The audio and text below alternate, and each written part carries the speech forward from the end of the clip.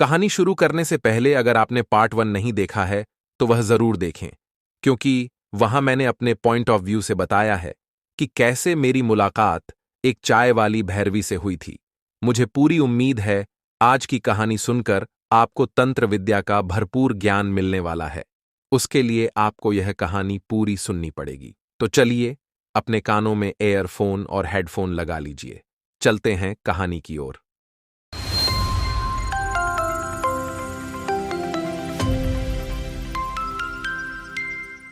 और घने वृक्षों की कतारें थीं, जिनकी छाया में तपस्वी और साधकों की मंडलियां बैठी हुई थीं। एक प्रकार से मेरी भौतिक स्मृति तिरोहित हो गई थी मस्तिष्क से।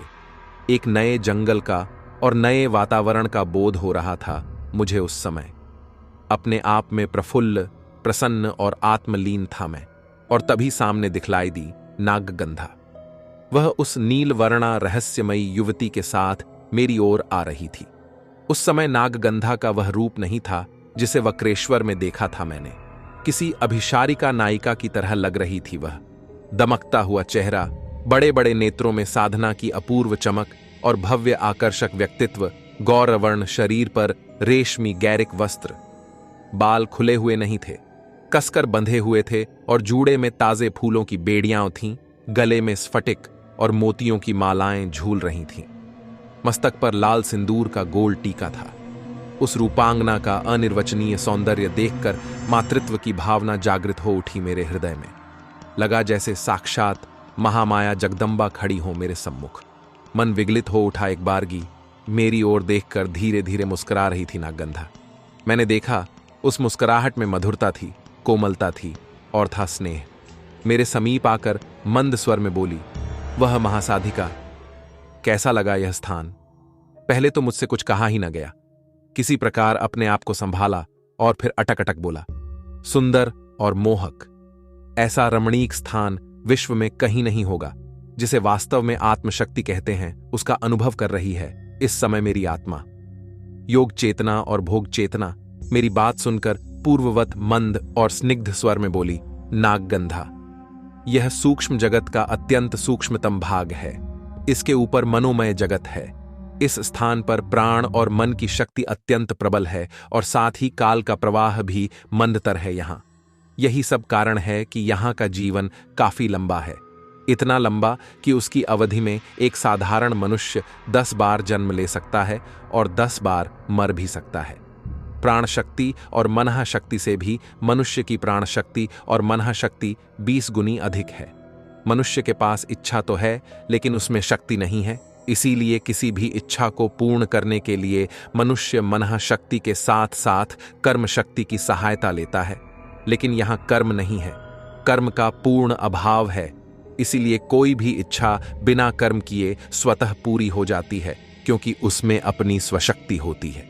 थोड़ा रुककर नागगंधा आगे बोली, तुमको ज्ञात होना चाहिए कि कर्म के अभाव के कारण यहां न जन्म है और न तो मृत्यु ही है। इन दोनों का भी यहां अभाव है। उन दोनों के स्थान पर देहांतरण अथवा लोकांतरण है। इन दोनों से आपका तात्पर्य क्या है? मेरे यह पूछने पर नागगंधा ने कहा, देहांतरण का अर्थ है एक शरीर को छोड़कर दूसरे शरीर को धारण करना, और लोकांतरण का अर्थ है एक लोक से दूसरे लोक में प्रवेश करना। इन दोनों अवस्थाओं में पहले शरीर से और पहले लोक से आत्मा का संबंध चेतना के स्तर पर बराबर बना रहता है। यदि स्थायी रूप से देहांतरण करना होता है, आत्मा पहले शरीर को सदैव के लिए त्याग देती है। इसी प्रकार स्थायी रूप से लोकांतरण करना होता है तो पहले लोक को भी सदैव के लिए त्याग देती है वह। लेकिन ये दोनों कार्य भी होते हैं चेतना के स्तर पर ही। चेतना से आपका क्या तात्पर्य है? मेरे इस प्रश्न के उत्तर में वह साधिका बोली, एकमात्र चेतना ही ऐसी वस्तु है जो एक योगी और एक भोगी में अंतर पैदा कर देती है। योगी का प्रत्येक कार्य चैतन्य युक्त होता है। वह प्रत्येक कार्य, चाहे वह छोटा या बड़ा, चेतन की अवस्था में करता है। जब वह शरीर छोड़ता है तो उस समय भी चैतन्य रहता है। वह जन्म भी लेता है तो उस अवस्था में भी चैतन्य रहता है। वह दोनों अवस्थाओं में उसकी चेतना बनी रहती है। दोनों अवस्थाओं का अनुभव करता है वह। उसी प्रकार जैसे हम किसी वस्तु का त्याग करते समय या उसे अपनाते समय उसका बोध रखते हैं। इसके ठीक विपरीत भोगी होता है। कोई भी ऐसा कार्य नहीं है जिसे चैतन्य युक्त अवस्था में करता हो। वह प्रायः उसके प्रत्येक कार्य में चेतना का अभाव रहता है। वह जो भी कार्य करता है अपनी बुद्धि और अपने मन के आश्रय से करता है, और यही कारण है कि जीवन के क्षेत्र में पूर्ण रूप से सफल नहीं हो पाता है। वह बुद्धि तत्व और मन तत्व के ऊपर चेतन तत्व है, जो आत्मा की अपनी स्वतंत्र ऊर्जा है और है स्वतंत्र शक्ति, और उसी की साधना योग साधना है और है तंत्र साधना। क्या भोगी में चेतना का अभाव रहता है? नहीं, अभाव नहीं रहता। वह रहती है, लेकिन जीवनी शक्ति के रूप में रहती है, और एकमात्र यही कारण है कि भोगी मरते समय भी और जन्म लेते समय भी गहन मूर्छा की अवस्था में रहता है। उसे इसका बोध ही नहीं रहता कि कब वह मर गया, कब उसका शरीर उससे छूट गया, कब उसने दूसरा जन्म तो लिया और प्राप्त कर लिया, कब दूसरा शरीर। सोचने लगा मैं, कितना गंभीर और कितना गूढ़ तथ्य है आध्यात्म का यह, जिससे एक योगी या साधक ही भली भांति परिचित हो सकता है, साधारण व्यक्ति नहीं। थोड़ा रुककर बगल में खड़ी नीलवर्णा युवती की ओर संकेत करती हुई नागगंधा बोली, यह एक यक्ष कन्या है। यक्ष जाति के लोगों के शरीर के रंग नीले होते हैं। कभी कभी मुझसे मिलने के लिए यह आ जाती है वक्रेश्वर, कभी किसी रूप में तो कभी किसी रूप में। मनुष्यों की तरह यक्षलोक, किन्नरलोक अथवा गंधर्वलोक में किसी का कोई नाम नहीं होता, सभी बेनाम होते हैं। अपनी ओर से मैंने इस यक्षिणी को नाम दिया है ज्योतिर्मयी। पूरे 100 वर्षों से मेरे साथ इसका संबंध है। मैंने सिर घुमाकर ज्योतिर्मयी की ओर देखा। वह मंद मंद मुस्कुरा रही थी। उस समय उसकी मुस्कुराहट में कोई मूक आमंत्रण था जिसे समझ न सका मैं उस समय। धीरे धीरे हम तीनों आगे बढ़ने लगे और अंत में एक ऐसे स्थान पर पहुंचे जहां एक काफी लंबा चौड़ा सरोवर था, जिसमें झरझर कर झरने का स्वच्छ और निर्मल जल गिर रहा था। बड़ा ही मोहक, अति सुंदर और अति आकर्षक था वहां का वातावरण। उस विशाल सरोवर के चारों ओर ऊंचे ऊंचे वृक्ष थे और विभिन्न रंगों के फूलों की क्यारियां थीं, जिनसे खिले हुए फूलों की सुगंध चारों ओर वायुमंडल में फैल रही थी। सरोवर से हटकर कुछ दूर पर वृक्षों के झुरमुटों के बीच साधकों की कई मंडलियां साधना रथ दिखलाई दी मुझे। मंडलियों के साधक अपने अपने स्थान पर पाषाणवत बैठे हुए थे। लगा जैसे किसी भी वस्तु से उनका कोई लगाव नहीं है और अपने आप में आत्मलीन है। कुछ साधक और साधिकाएं इधर उधर घूम रही थीं। कोई किसी से कोई बात नहीं कर रहा था। सभी मौन थे, सभी स्थिर थे अपने आप में, और सभी थे अपने आप में लीन। सरोवर के किनारे स्थित एक लंबी चौड़ी पाषाण वेदी की ओर संकेत करती हुई नागगंधा बोली, यह वेदी मेरी साधना का पीठ स्थान है। पीठ स्थान है, समझा नहीं? मैंने जिज्ञासु भाव से कहा। नागगंधा का अंतरंग कथा प्रसंग मेरी बात सुनकर एक दीर्घ श्वास ली। नागगंधा ने फिर मंद किंतु गंभीर स्वर में कहना शुरू किया, यह एक लंबी और साथ ही अत्यंत रहस्यमयी कथा है, और ऐसी कथा है जिस पर सहसा विश्वास नहीं किया जा सकता। वास्तव में यह रहस्यमयी कथा मेरे सैकड़ों वर्षों के दीर्घकालीन जीवन का एक लंबा इतिहास है, जिसको पहली बार तुमको ही सुनाने जा रही हूं मैं। तुमको नहीं सुनाऊंगी तो भला किसको सुनाऊंगी? तुम ही तो योग्य पात्र हो मेरी कथा को सुनने के लिए। यह सुनकर मुंह बाएं देखने लगा नागगंधा की ओर, और साथ ही सोचने भी लगा कि कौन सी ऐसी कथा है और कौन सा ऐसा इतिहास है जो अपने आप में रहस्यमय है और है तिमिराच्छन्न। सबसे आश्चर्यजनक बात तो यह लगी कि अपनी कथा सुनाने के लिए मेरा ही चयन क्यों किया उस भैरवी ने। धीरे धीरे कहने लगी नागगंधा, राजस्थान के अरावली पर्वतों की गोद में बसे मानगढ़ की राज नर्तकी थी मैं, और मेरा नाम था चंद्रप्रभा। क्या कहा आपने? राजनर्तकी? आश्चर्य भरे स्वर में बोला मैं। हां, राजनर्तकी। चंद्रप्रभा नाम के अनुरूप शरद पूर्णिमा की रूपहली चांदनी जैसा मोहक रूप, रंग और सौंदर्य, चांद जैसा ही मुखड़ा। पूरे राजस्थान में चर्चा होती थी उस समय मेरे रूप, रंग, सौंदर्य और नृत्य की। पूरा मानगढ़ मेरा सम्मान करता था। मेरी एक झलक पाने के लिए लोग तरसते रहते थे। महाराज मानगढ़ की अत्यंत प्रिय नर्तकी थी मैं। अरावली पहाड़ की तराई में मेरे लिए एक आलीशान हवेली बनवाई थी महाराज ने। दर्जनों दास दासियों के साथ उस भव्य और विशाल हवेली में रहती थी मैं। आज भी हवेली है वह, लेकिन पूरी तरह खंडहर में बदल चुकी है। कोई यह नहीं सोच सकता है कि कभी किसी समय राजनर्तकी चंद्रप्रभा के घुंघरुओं की झंकार से गूंजता रहा होगा हवेली का रंगीन वातावरण। इतना कहकर जैसे अतीत में खो गई वह महासाधिका। थोड़ी देर बाद आगे शुरू की अपनी कथा उसने। नर्तकी अवश्य थी मैं, लेकिन वासना की दृष्टि से मेरे शरीर का अभी तक किसी ने स्पर्श नहीं किया था, यहां तक कि महाराज ने भी नहीं। उनका तो कहना था कि चंद्रप्रभा कला और सौंदर्य की साक्षात देवी है और ऐसी देवी की पूजा करनी चाहिए। योगी बालानाथ मानगढ़ किले के बाहर एक अति सुरम्य और प्राकृतिक छटा से भरपूर रमणीक स्थान था, और उस मनोरम स्थान में एक कुटिया थी, और उस कुटिया में एक परम तपस्वी महात्मा निवास करते थे जिनका नाम था बालानाथ। सिद्ध पुरुष थे बालानाथ। उनकी कुटिया के सामने से शेर भी सिर झुकाकर जाता था।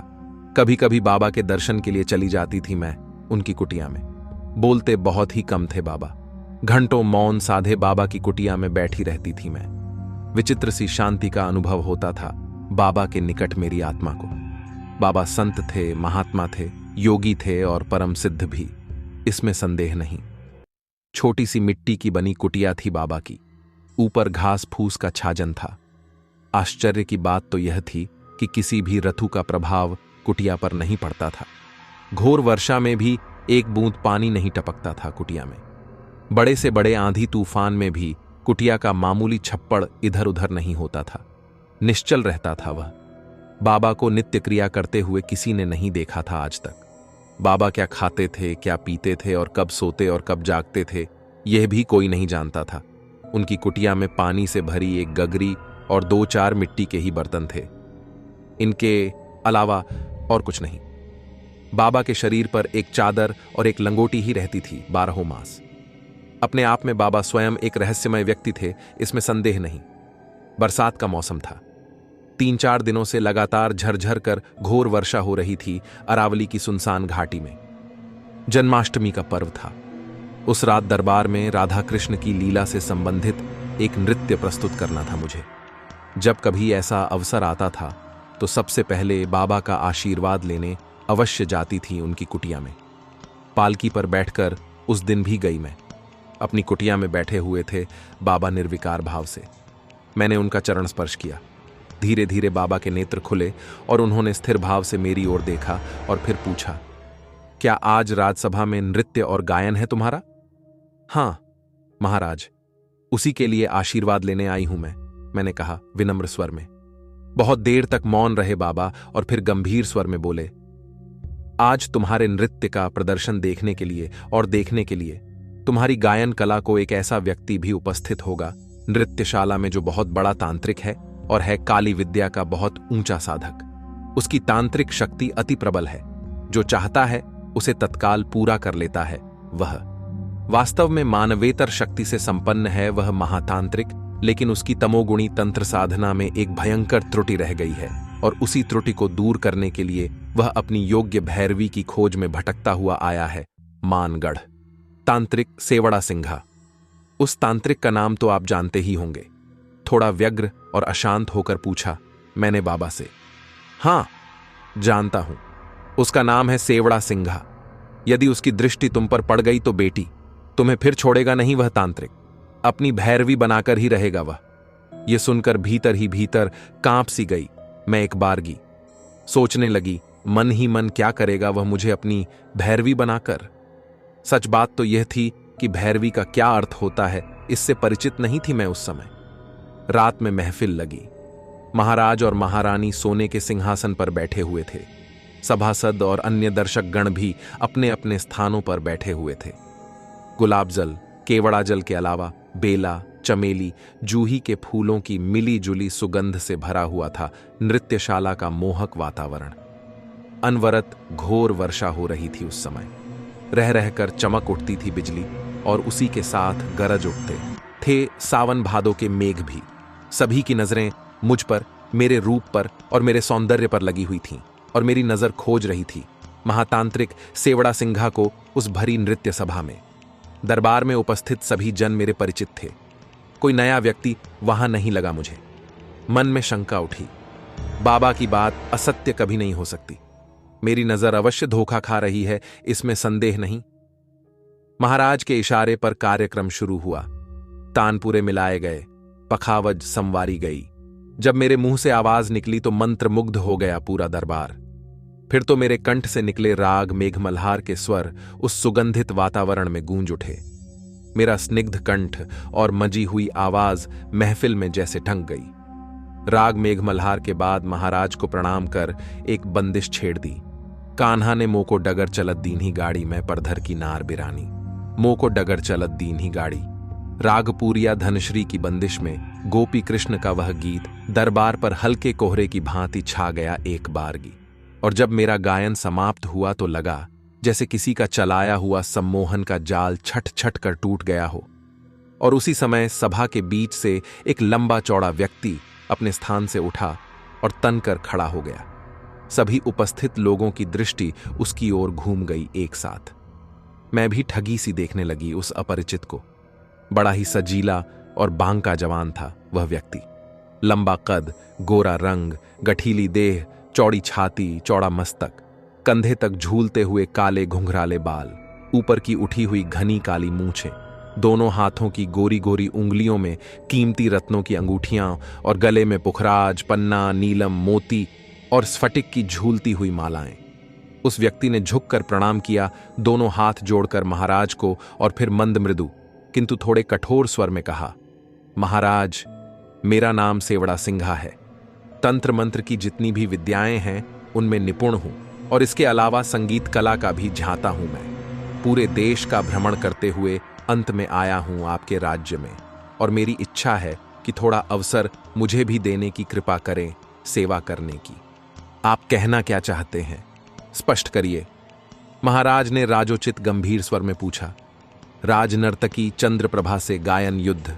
सभा में भेष बदलकर महातांत्रिक सेवड़ा सिंघा उपस्थित होगा और अंत में मुझसे गायन युद्ध करने की आज्ञा मांगेगा। महाराज से इसकी कल्पना भी नहीं की थी, सपने में भी मैंने। स्वयं मैं स्तब्ध थी और पूरी सभा भी। अनजाने में उस महातांत्रिक के विलक्षण व्यक्तित्व से प्रभावित तो हो ही गई थी मैं। और जब मैंने यह सुना कि गायन युद्ध मुझसे करना चाहता है, वह तो सिर उठाकर देखा। मैंने उसकी ओर एक बार, परंतु पहले से ही देख रहा था वह मुझे। उफ, कैसी थी उसकी नशीली आंखें। लगा जैसे 1000 प्यालियां पी रखी हों उसने। शेर की आंखों का पीलापन लिए हुए चमक थी उसमें। झील जैसी गहरी, स्थिर और निर्विकार आंखों में एक अजीब सम्मोहन भरा था, जो किसी को भी अपनी ओर सम्मोहित कर सकने में समर्थ था। गायन के लिए राजाज्ञा, गायन युद्ध के लिए राजाज्ञा मिल गई सेवड़ा सिंघा को। महाराज बोले, कौन सा राग छेड़ोगे तांत्रिक? सेवड़ा सिंघा जरा सा झुककर विनम्र स्वर में बोला, यह समय तो तोड़ी का है महाराज। मैं हनुमानी तोड़ी सुनाऊंगा, जिसे गुणीजन अंजनी तोड़ी भी कहते हैं। तानपुरे मिला लिए गए और उस महातंत्र साधक ने हनुमान जी का ध्यान करते हुए पहले गुनगुनाया, वंदे सिंदूर वर्णामम लोहितांबर भूषितम रक्तांगम राग शोभाथ्यम शोणपुच्छम कपीश्वरम। फिर उस महातांत्रिक ने एक ध्रुपद आरंभ किया। प्रथम मान ओंकार देवनपति महादेव, ज्ञान मान नारद वेद मान ब्रह्मा। सेवड़ा सिंघा और राजनर्तकी चंद्रप्रभा के गायन ने सभा को स्तंभित कर दिया एक बारगी। आधा घंटे के बाद महातांत्रिक ने ध्रुपद को प्रबंध बना डाला। प्रबंध के अंतरे अलग अलग ताल में बद्ध होते हैं, एक तरह से जैसे रागमाला में भिन्न भिन्न राग पिरो दिए जाते हैं, उसी प्रकार प्रबंध देखा जाए तो तालमाला होती है। सेवड़ा सिंघा कभी दीपचंदी ताल पर उतरता तो कभी चाचर पर, कभी झुमरे पर तो कभी झप पर। तांत्रिक के क्लिष्ट गायन के आगे राजनर्तकी चंद्रप्रभा बहक कर गलत मात्रा लगाने लगी, जिससे वह बेताला हो गया और बेसुरा भी। उसने तानपूरा रखकर प्रणाम किया और पीछे हट गई वह, पर सुरताल में मग्न वह महासाधक तल्लीन होकर गाता ही रहा। और जब गायन समाप्त हुआ तो चारों ओर सभा में तालियां बजने लगीं और उसकी जय जयकार हुई। महाराज ने सेवड़ा सिंघा की प्रशंसा करते हुए कहा, वाह, आप तो इंद्र की सभा के तुम्बरू है। महाराज के बगल में बैठी हुई महारानी भी काफी प्रभावित हो चुकी थीं। सेवड़ा सिंघा के व्यक्तित्व से, और काफी आकर्षित भी हो चुकी थीं उसकी गायन वादन कला से। राजनर्तकी चंद्रप्रभा की मांग। मैं तुम पर बहुत प्रसन्न हूं सेवड़ा सिंघा, तुम्हारी जो इच्छा हो वह मांग सकते हो तुम मुझसे, राजोचित गर्व के साथ बोले महाराज। यह सुनकर कुछ क्षण मौन रहा सेवड़ा सिंघा, फिर सिर घुमाकर पूरी सभा की ओर देखा और अंत में मुझ पर अपनी दृष्टि स्थिर करते हुए धीर गंभीर स्वर में उसने कहा, मुझे आपकी राजनर्तकी चंद्रप्रभा चाहिए महाराज। यदि आप देना ही चाहते हैं तो चंद्रप्रभा को दे दीजिए मुझे। यह सुनकर पूरी सभा स्तब्ध हो गई। लोग एक दूसरे का मुंह देखने लगे। अवाक और स्तब्ध हो गए महाराज भी। इसकी कल्पना नहीं की होगी शायद उन्होंने। घोर निस्तब्धता छा गई वातावरण में एक बारगी। थोड़ी देर बाद उस निस्तब्धता को भंग करती हुई महाराज की आवाज गूंजी। उन्होंने कहा, मेरे राज्य का अनमोल रत्न है चंद्रप्रभा। एक कलाकार के रूप में सम्मान करता हूं मैं इस नृत्यांगना का। वह केवल राजनर्तकी ही नहीं बल्कि मेरे राज्य परिवार का एक विशिष्ट अंग भी है। वचन दे चुका हूं मैं तुमको, इसलिए स्वीकार है तुम्हारी मांग। ले जा सकते हो तुम इस अनमोल रत्न को अपने साथ। गला भर आया था महाराज का अंतिम वाक्य के साथ। अचानक आकाश के सीने को चीरती हुई बिजली कड़की और उसी के साथ बादल भी गरजे। उस समय वर्षा की गति तेज हो गई। महाराज का आदेश सुनकर खड़ी हो गई मैं और उनको प्रणाम किया मैंने और गंभीर स्वर में कहा, राजन, पहली बार पैरों में घुंघरू बांधते समय मैंने शपथ ली थी कि भविष्य में कभी किसी से यदि मैं अपनी संगीत कला में और गायन कला में पराजित हो गई तो पैरों से हमेशा के लिए घुंघरू उतारकर सन्यासिनी का जीवन व्यतीत करूंगी। मैं पराजित हो चुकी हूं महाराज, पूरी तरह पराजित।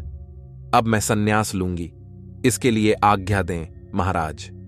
चंद्रप्रभा का सन्यास उस समय न जाने क्यों इतनी उत्तेजित थी कि महाराज की आज्ञा की बिना प्रतीक्षा किए शीघ्रता से सभागार के बाहर निकली और घोर वर्षा में भीगती हुई जल्दी जल्दी चलकर बाबा बालानाथ की कुटिया पर पहुंची। मैं उस अराजकता भरी रात में मेरी आत्मा की पवित्रता, शुद्धता और सत्यता से परिचित थे बाबा।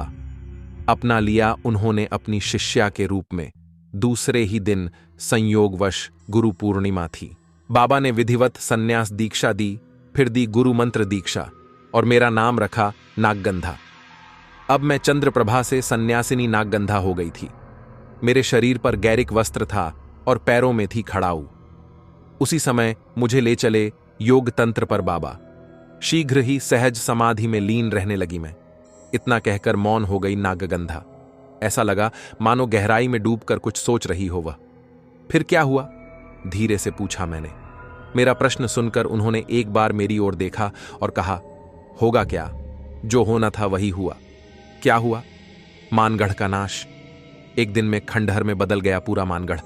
आज भी अरावली पर्वत की गोद में खंडहर के रूप में परिवर्तित होकर सिसकियां ले रहा है वह, लेकिन कोई सुनने वाला नहीं है उसकी दर्द भरी सिसकियों को। कैसे हुआ यह सब? व्यग्र और उत्तेजित होकर प्रश्न किया मैंने। जब देखा कि मैं उसको मिलने वाली नहीं हूं तो उस तांत्रिक की दृष्टि महारानी रत्नावली की ओर घूम गई। महारानी भी कम सुंदर और कम रूपवती नहीं थी। सुंदर और रूपवती के साथ साथ बुद्धिमान और पतिव्रता भी थीं वह। क्या महारानी तंत्र विद्या में निपुण थीं? थोड़ा रुककर आगे बतलाने लगी नागगंधा। महारानी रत्नावली की तंत्र विद्या में न केवल रुचि थी बल्कि वह इस विद्या में पारंगत भी थीं। उनकी इसी रुचि के कारण मानगढ़ में तांत्रिकों, जादूगरों, काली विद्या के ज्योतिषियों और पराविद्या के विद्वानों का आना जाना था। ऐसे लोगों का महारानी हृदय से स्वागत करती थीं। महाराज भी धार्मिक प्रवृत्ति के थे, वह भी ऐसे लोगों को खूब महत्व देते थे। सेवड़ा सिंघा तांत्रिक तो था ही, इसके अलावा गायन कला में भी निपुण था, इसलिए महाराज और महारानी दोनों सम्मान और आदर करते थे उसका। परिणाम यह हुआ कि प्रायः वह नित्य आने जाने लगा महल में और राजसभा में भी। कोई रोक टोक नहीं थी उसके लिए। सेवड़ा सिंघा पूरी तरह मुग्ध हो गया था महारानी रत्नावली के रूप, लावण्य, सौंदर्य और यौवन पर। उनकी एक झलक पाने के लिए सदैव व्याकुल रहने लगा वह। महारानी को अपनी भैरवी बनाने के लिए किसी भी अमोघ तंत्र विद्या का प्रयोग कर सकता था वह। एक दिन न जाने कैसे महल के उस भाग में पहुंच गया जो महारानी का व्यक्तिगत कक्ष था, और महाराज भी आज्ञा लेकर प्रवेश करते थे उस कक्ष में। उस समय महारानी का श्रृंगार कर रही थीं उनकी दासियां। सेवड़ा सिंघा को अपने कक्ष में देखकर एक बारगी चौंक पड़ी महारानी। आश्चर्य हुआ उनको, लेकिन बोली कुछ नहीं।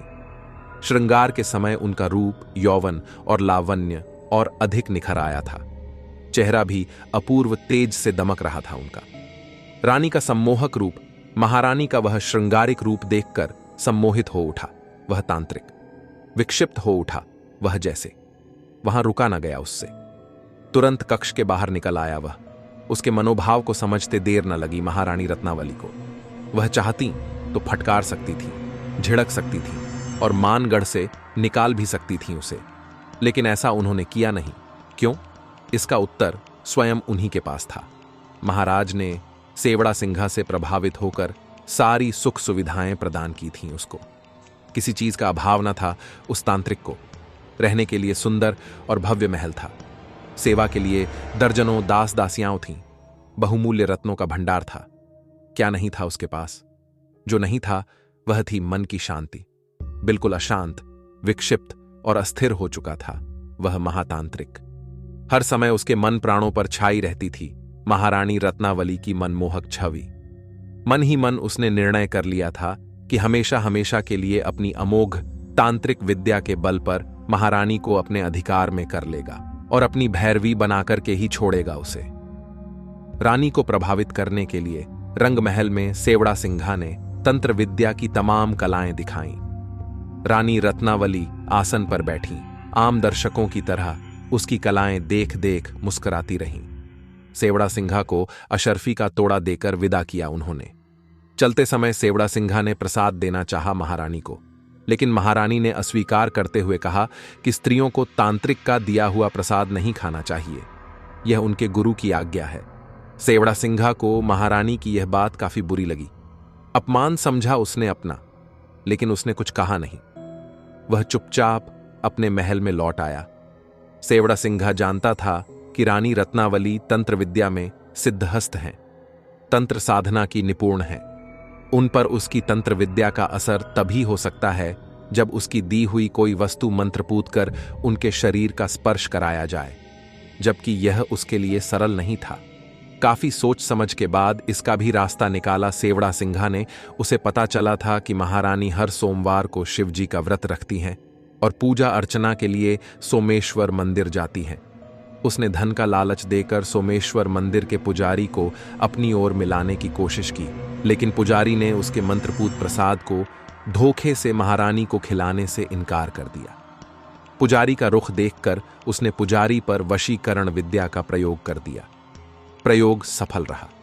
पुजारी पूरी तरह से उसके वश में आ गया। वह हर वो काम करने के लिए तैयार हो गया जो सेवड़ा सिंघा चाहता था। शिवरात्रि का पर्व था।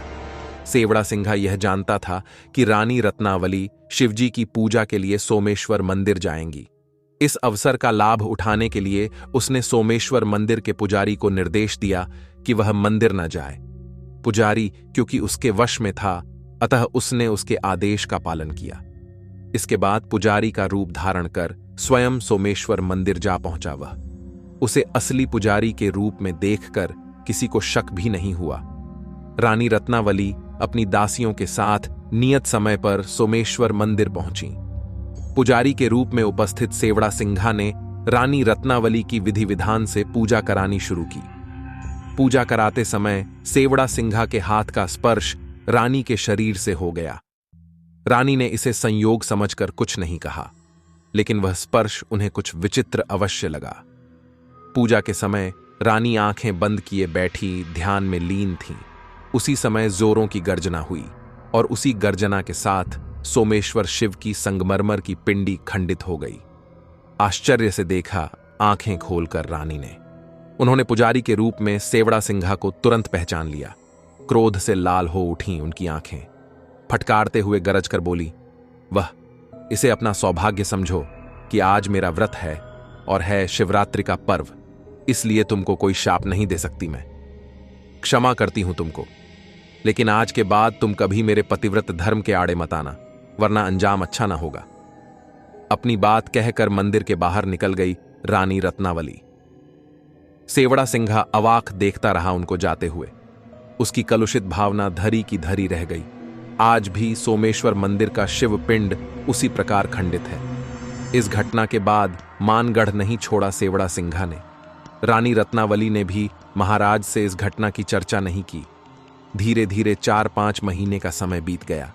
सेवड़ा सिंघा ने अपने वश में कर अपनी महाभैरवी बनाने का विचार नहीं छोड़ा था अभी तक। रानी रत्नावली पर तांत्रिक प्रहार। एक दिन रास्ते में रानी रत्नावली की खास दासी मिल गई सेवड़ा सिंघा को। उसने मंत्र विद्या के बल पर तुरंत उस दासी को अपने वश में कर लिया। सम्मोहित दासी को उसने आदेश दिया कि महल में जाने के पहले उसके निवास पर आकर उससे मिले। वह बाजार में रानी की आवश्यकता की वस्तुएं खरीदने के बाद दासी सेवड़ा सिंघा के स्थान पर पहुंची। वह उसी की प्रतीक्षा कर रहा था। सेवड़ा सिंघा ने देखा कि दासी कई प्रकार के तेल और इत्र खरीद कर लाई है। दासी उसके वशीभूत तो थी ही, उसने उससे तेल की एक शीशी लेकर शीशी के तेल को मंत्रपूत कर दिया। इसके बाद शीशी दासी को देकर बोला, इस तेल से रानी के सिर की मालिश करना, उनकी हर मनोकामना पूरी होगी। ठीक है, ऐसा ही करूंगी। यह कहकर दासी महल में चली गई। महल पहुंचकर जब दासी ने रानी के कक्ष में प्रवेश किया तो उसकी स्थिति देखकर वह समझ गई कि किसी ने उस पर वशीकरण किया है। दासी ने सारी शीशियां रानी को दिखाईं तो रानी रत्नावली थोड़ी देर तक उनको ध्यान से देखती रहीं। फिर उन्होंने अपने गुरु का स्मरण कर अपनी तंत्र विद्या से यह जानने का प्रयास किया कि किसी शीशी में मंत्रपूत तेल तो नहीं है। ज्यों ही रानी ने मंत्र पढ़ना शुरू किया त्यों ही एक शीशी का तेल अंदर ही अंदर घूमने लगा। रानी रत्नावली समझ गईं कि उनको वशीभूत करने के लिए दासी को सम्मोहित करके मंत्रपूत तेल भेजा गया है। उनको यह भी समझते देर न लगी कि यह काम सेवड़ा सिंघा का ही है। महारानी रत्नावली के पतिव्रत धर्म को चुनौती देकर यह तीसरी बार उनको अपनाने का प्रयत्न किया था सेवड़ा सिंघा ने। वास्तविकता जानने के बाद उनके क्रोध की सीमा न रही। वह महल की उस खिड़की के पास जा खड़ी हुई जहां से सेवड़ा सिंघा का महल साफ नजर आता था। क्रोध में रानी रत्नावली ने उस शीशी पर अपनी तंत्र विद्या का प्रयोग कर उसे अरावली की तराई में स्थित सेवड़ा सिंघा के महल की ओर उछाल दिया। मंत्र के प्रभाव से तेल की शीशी आकाश में उड़ने लगी। ज्यों-ज्यों वह आगे बढ़ती गई त्यों-त्यों उसका आकार बढ़ता ही गया और अंत में एक विशाल शिलाखंड का रूप धारण कर लिया उसने। सेवड़ा सिंघा की मृत्यु और उसका श्राप। उस समय सेवड़ा सिंघा अपने महल की छत पर ध्यानस्थ बैठा हुआ था। उसको क्या पता कि उसकी मृत्यु सामने आ रही है। उसने अपनी ओर आते हुए विशाल शिलाखंड की सनसनाती हुई आवाज सुनी तो आंखें खोल कर देखा। वह पल भर में समझ गया कि मृत्यु सिर पर आ चुकी है। अपनी तंत्र विद्या से उस विशाल शिलाखंड को रोकने का प्रयास भी किया, लेकिन तब तक देर हो चुकी थी। हवा में चक्कर काटता हुआ शिलाखंड आया और तीव्र गति से गिर पड़ा सेवड़ा सिंघा के ऊपर। सेवड़ा सिंघा के मुंह से एक दर्दनाक चीख निकली। मरते मरते शाप दिया उसने, रानी रत्नावली, तुमने छल से मारा है मुझे। मैं अपनी जीवन भर की तपस्या और तंत्र साधना का उपयोग करते हुए शाप देता हूं कि तुम्हारा यह नगर कल का प्रातःकाल न देख सकेगा। कोई प्राणी नहीं बचेगा इस नगर का। कल के बाद इस नगर में कभी कोई न रह सकेगा। रानी रत्नावली को जब सेवड़ा सिंघा के इस शाप का पता चला तो वह समझ गई कि अब निश्चित है विनाश। सर्वप्रथम सेवड़ा सिंघा का अंतिम संस्कार तांत्रिक विधि से 5 पशु की बलि देकर कराया और उसके बाद महाराज को बता दिया कि वह रात और रात मानगढ़ को खाली करने का आदेश दे दें प्रजा को। कल यह नगर हमेशा हमेशा के लिए विनाश के मुंह में समा जाएगा। एक प्राणी भी नहीं बचेगा, पशु पक्षी भी नहीं। मानगढ़ से थोड़ी ही दूर पर अजबगढ़ का किला था। मानगढ़ से अजबगढ़ तक पहाड़ों से मीलों लंबी सुरंग भी बनाई गई थी। रातों रात उस सुरंग के रास्ते मानगढ़ का खजाना अजबगढ़ ले जाने का प्रयास किया गया, लेकिन वह प्रयास सफल नहीं हुआ। अगले दिन सूर्योदय होते ही मानगढ़ में इतना भयानक तूफान आया कि सब कुछ उजड़ गया। जो लोग नगर में रह गए थे उसमें भी कोई नहीं बचा। महत्वपूर्ण बात तो यह थी कि वह भयंकर तूफान मानगढ़ के मंदिरों को नष्ट न कर सका। रानी रत्नावली अजबगढ़ चली गई थीं। वहां जाने के बाद उन्होंने आदेश देकर अरावली की सबसे ऊंची छोटी पर सेवड़ा सिंघा की छतरी बनवाई, ताकि लोग दूर से ही देखकर जान सकें कि पराई औरत पर नजर उठाने वालों का क्या परिणाम होता है। आज भी यह छतरी अपने मूल रूप में विद्यमान है। मानगढ़ का विनाश तंत्र मंत्र के परिणाम स्वरूप मानगढ़ का विनाश हुआ था। रानी रत्नावली के अजबगढ़ पहुंचने के बाद वहां के लोगों ने भी अपनी अपनी रक्षा के लिए तंत्र मंत्र सीखना शुरू कर दिया, इसलिए कि कोई तांत्रिक वहां भी आकर इसके द्वारा नगर को क्षति न पहुंचा सके। रानी ने ऐलान कर दिया कि कोई भी तांत्रिक उसके पास तभी पहुंच सकेगा जब वह उनसे या नगर निवासियों से तंत्र मंत्र में जीत जाएगा। नगर निवासियों का तंत्र मंत्र की साधना करने का परिणाम यह हुआ कि छोटी छोटी बातों को लेकर अपनी तांत्रिक विद्याओं का प्रयोग एक दूसरे पर ही करने लगे लोग। इन तांत्रिक विद्याओं में मूठ, बाण, मारण मंत्र आदि भयानक तांत्रिक विद्याएं भी शामिल थीं। इसका परिणाम यह हुआ कि अजबगढ़ भी शीघ्र उजड़ गया। उसकी भी गति वही हुई जो मानगढ़ की हुई थी। इतनी लंबी कथा सुनाकर मौन साध गई वह भैरवी। दोस्तों, अगर आपने अभी तक हमारी वीडियो देखी है तो अपना फीडबैक कमेंट में जरूर दें, और हमारी मेहनत के लिए आप इस वीडियो को लाइक और चैनल को सब्सक्राइब जरूर करें और कमेंट में अपनी सिटी का नाम भी लिख दें। धन्यवाद।